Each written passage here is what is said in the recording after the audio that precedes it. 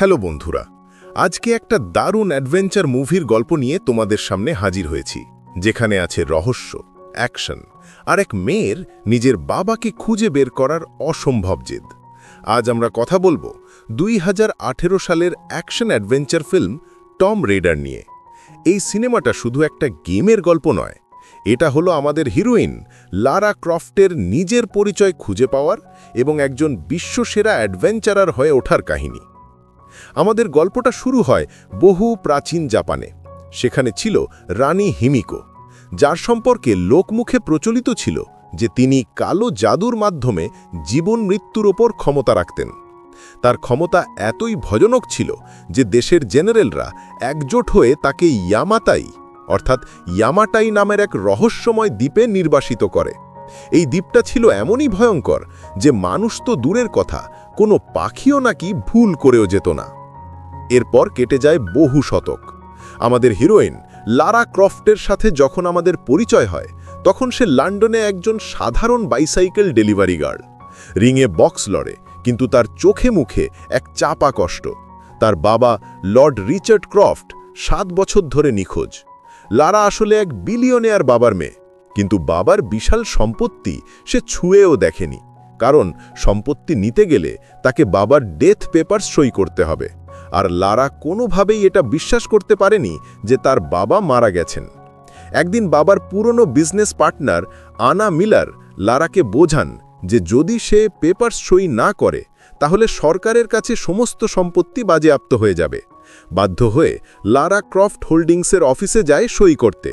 ঠিক সই করার আগে তার বাবার উকিল তাকে একটি শেষ জিনিস দেন, একটি জাপানি ধাঁচা বাক্স যার নাম কারাকুরি। লারা খুব দ্রুতই বাক্সটি সমাধান করে ফেলে, আর ভেতরে পায় একটা গোপন চিঠি আর একটা ছোট্ট চাবি। চিঠিতে তার বাবা লিখেছিলেন, আমার শেষ গন্তব্যের প্রথম শব্দ। লারা কিছুক্ষণের মধ্যেই বুঝে যায় এটা তার মায়ের কবরের পাশের ফলকের কথা। সেখানে গিয়ে সে বাবার নামের প্রথম অক্ষর আর চাপতেই একটা গোপন পথ খুলে যায়। সেই পথ ধরে সে পৌঁছায় তার বাবার গোপন অফিসে। অফিসের মধ্যে পুরনো ফাইল, ম্যাপ আর একটা ভিডিও ক্যামেরা। লারা যখন সেই ভিডিওটি প্লে করে, তখন রিচার্ড ক্রাফট তাকে বলছেন যে যদি তুমি এটা দেখো তাহলে বুঝতে হবে আমি আর ফিরতে পারিনি। তিনি জানান তার স্ত্রীর মৃত্যুর পর তিনি হিমিকোর রহস্য নিয়ে গবেষণা শুরু করেন, যার নাম ছিল হিমিকো প্রজেক্ট। তিনি সতর্ক করেন যে হিমিকোর এই শক্তি যদি ভুল হাতে পড়ে তাহলে গোটা পৃথিবী ধ্বংস হয়ে যাবে। তাই তিনি লারাকে অনুরোধ করেন যেন তার সমস্ত গবেষণা লারা জ্বালিয়ে দেয়। কিন্তু লারা বাবার কথা না শুনে সেই গোপন ফাইলগুলো পড়া শুরু করে। সে জানতে পারে রিচার্ড ক্রফট ইয়ামাতাই দ্বীপের দিকে গিয়েছিলেন এবং তাকে নিয়ে যাওয়ার জন্য এক ক্যাপ্টেনের সাথে কথা বলেছিলেন, যার নাম লু রেন। এখন তার বাবাকে খুঁজে বের করার মিশনে তার কাছে বাবার সম্পত্তি নেই। তাই সে তার মায়ের দেওয়া শেষ স্মৃতিচিহ্ন, তার প্রিয় জেড নেকলেসটি বিক্রি করে দেয়। সেই সামান্য কিছু টাকা নিয়ে সে পাড়ি দেয় হংকংয়ের দিকে। হংকংয়ে গিয়ে সে তার বাবার পুরনো রেকর্ডস ঘেটে খুঁজে বের করে লু রেনকে। প্রথম দেখায় লু রেনকে দেখে সে হতাশ হয়। সে এক মাতাল, নেশাগ্রস্ত মানুষ যে জুয়ার আসরে সব টাকা হারিয়ে বসে আছে। লারা যখন তার বাবার ডায়েরি দেখিয়ে লু রেনকে জিজ্ঞাসা করে সে রিচার্ড ক্রফটকে চেনে কিনা, তখন লু রেন জানায় যে তার বাবাও ঠিক একই অভিযানে গিয়ে নিখোঁজ হয়েছিলেন। তখন তাদের দুজনের মধ্যে এক বন্ধন তৈরি হয়। দুজনেরই লক্ষ্য এখন তাদের নিখোঁজ বাবা। লারা তাকে প্রচুর টাকার বিনিময়ে সেই নিষিদ্ধ ইয়ামাতাই দ্বীপের দিকে নিয়ে যাওয়ার প্রস্তাব দেয়। টাকার লোভে আর বাবার প্রতি আবেগে লু রেন রাজি হয়। শুরু হয় তাদের ভয়ঙ্কর যাত্রা দ্য এন্ডিউরেন্স নামের জাহাজটিতে। যাত্রাপথে লারা বাবার ডায়েরিতে লেখা আরও কিছু পাজল দেখে বুঝতে পারে যে হিমিকোর কাছে পৌঁছানোর পথ নানা রকম ফাঁদে ভরা। কিন্তু বাবার ডায়েরিতে একটা সতর্কবার্তা ছিল, রিচার্ডের এই মিশনের ওপর নজর রাখছিল এক রহস্যময় সংগঠন যাদের নাম অর্ডার অফ ট্রিনিটি। এরা নাকি জাদু আর শক্তির সাহায্যে পৃথিবীর ওপর রাজত্ব করতে চায়। তারা যখন দ্বীপের কাছাকাছি পৌঁছায় তখন শুরু হয় এক ভয়াবহ সমুদ্র ঝড়। ঢেউ আর বাতাস যেন আস্ত জাহাজটিকে ছিনে ফেলার চেষ্টা করছে। লুরেন প্রাণপণে চেষ্টা করে জাহাজকে সামাল দেওয়ার, কিন্তু এক বিশাল ঢেমে জাহাজটি ধাক্কা খায় পাহাড়ের গায়ে এবং লারা সমুদ্রের উন্মত্ত ঢেউয়ে ভেসে যায়। অনেক যুদ্ধ করে লারা একসময় কোনো মতে দ্বীপের শুকনো ডাঙায় এসে পৌঁছায়, কিন্তু কিছু বুঝে ওঠার আগেই পেছন থেকে কেউ তার মাথায় আঘাত করে আর 4 পাশ অন্ধকার হয়ে যায়। পরদিন যখন জ্ঞান ফেরে, লারা নিজেকে একটা টেন্টের ভেতরে আবিষ্কার করে। তার সামনে বসে আছে ট্রিনিটির প্রধান এজেন্ট মাথিয়াস ভোগেল। মাথিয়াস হাসি মুখে জানায় যে সে 7 বছর ধরে এই দ্বীপে হিমিকোর সমাধি খুঁজছে। লারা আতঙ্কিত স্বরে জিজ্ঞাসা করে, আমার বাবা কোথায়? মাথিয়াস জানায়, আমরা তাকে ধরেছিলাম, কিন্তু সে আমাদের কথা শোনেনি, তাই তাকে মরতে হলো। লারা ভেঙে পড়ে, কিন্তু তার মনে প্রতিশোধের আগুন জ্বলে ওঠে।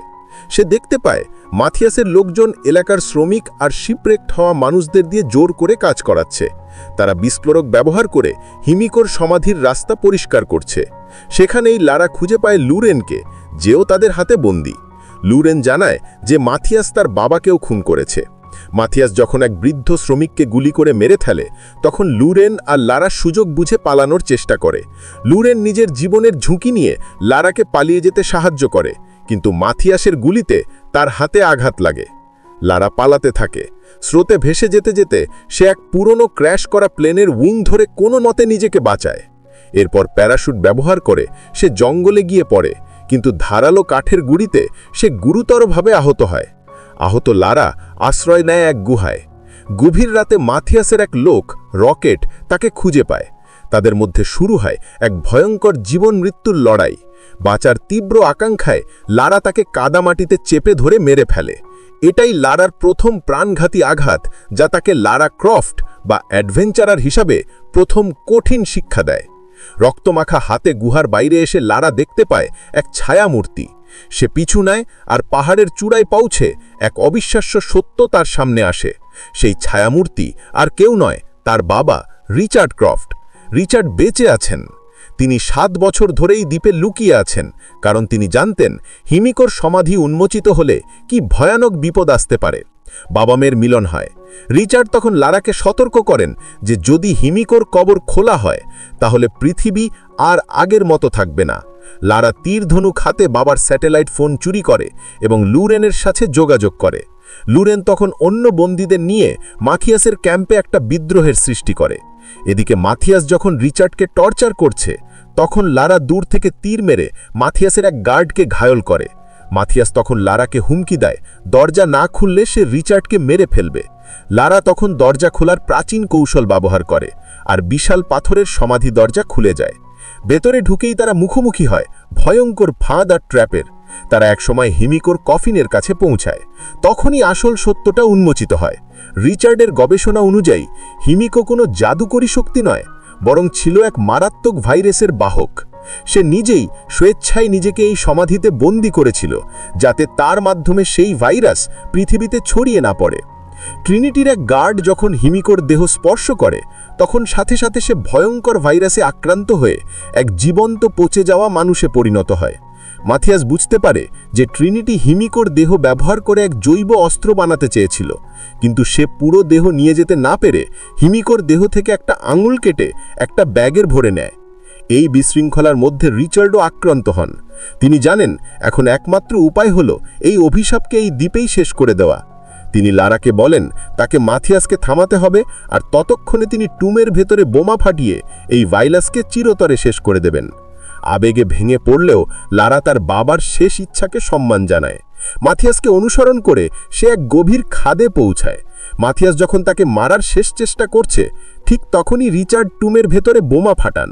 বিস্ফোরণের শব্দে মাথিয়াসের মনোযোগ নষ্ট হতেই লারা তাকে ঘায়ল করে। সে মাথিয়াসের মুখমণ্ডলে হিমিকোর আঙুল ভরা ব্যাগটি ঢুকিয়ে দেয়। কিছুক্ষণের মধ্যে মাথিয়াসের শরীরে ভাইরাস ছড়িয়ে পড়ে, আর লারা তাকে খাদের মধ্যে ধাক্কা মেরে ফেলে দেয়। টুমটি ভেঙে পড়তে শুরু করে। কোনো মতে লারা দেওয়াল বেয়ে উপরে ওঠে, আর বাইরে থাকা লুরেন তাকে টেনে বের করে আনে। তারা দুজন মাথিয়াসের ফেলে যাওয়া একটি হেলিকপ্টার ছিনতাই করে ইয়ামাটাই দ্বীপ থেকে পালিয়ে আসে। লারা ক্রফট অবশেষে লন্ডনে ফেরে। সে বাবার ডেথ পেপার সই করে এবং তার বিশাল সম্পত্তির উত্তরাধিকারী হয়। কিন্তু গল্পের মোড়টা ঠিক এখানেই আসে। লারা যখন ক্রফট হোল্ডিংসের ব্যবসার কাগজপত্র ঘাঁটছিল, তখন সে আবিষ্কার করে যে ট্রিনিটির ফ্রন্ট কোম্পানি, যার নাম পাটনা, সেটা আসলে ক্রফট হোল্ডিংসের একটি সাবসিডিয়ারি। এর মানে হলো তার বাবার পার্টনার আনা মিলার নিজেই ট্রিনিটির একজন এজেন্ট। আনা লারাকে সম্পত্তি নিতে বাধ্য করেছিল, যাতে ট্রিনিটি পরোক্ষভাবে রিচার্ড ক্রফটের সাম্রাজ্যের নিয়ন্ত্রণ নিতে পারে। এই ভয়ানক সত্য জানার পর লারা তার মায়ের সেই পুরনো জেড নেকলেসটি আবার কিনে নেয়। সব কিছুর পর লারা একটা অস্ত্র দোকানে গিয়ে দুটো নতুন পিস্তল কিনে নেয়। সে এখন প্রস্তুত অ্যাডভেঞ্চারের পোশাক আর বন্দুক হাতে এক নতুন মিশনে নামার জন্য। সে এখন আর শুধু লারা ক্রফট নয়, সে এখন টম রেইডার। তো বন্ধুরা, এই ছিল টম রেইডার 2018-র পুরো ব্যাখ্যা।